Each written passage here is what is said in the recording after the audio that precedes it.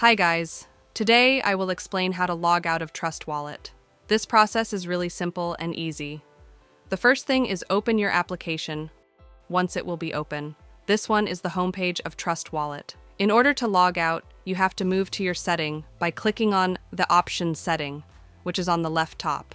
Once you will click on setting, if I scroll down here, you will not find any option of logout from Trust Wallet. So how can you do it? For this, let's scroll up. And here, you can see the option of wallet. Just click on it. And as you can see, I only have one wallet. I can create multiple wallets, but I want to log out from this wallet. So I need to click on this 3 dots. Now here, you will see few options of Google Drive backup and manual backup. So in order to log out, you have to delete this wallet by clicking on this delete icon, which is on the right top. But before deleting it, make sure you have your secret phrase.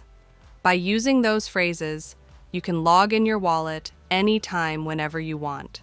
So once you confirm everything, click on the option delete and delete your wallet. Then you will be logged out. And it was the way by which you can do it easily.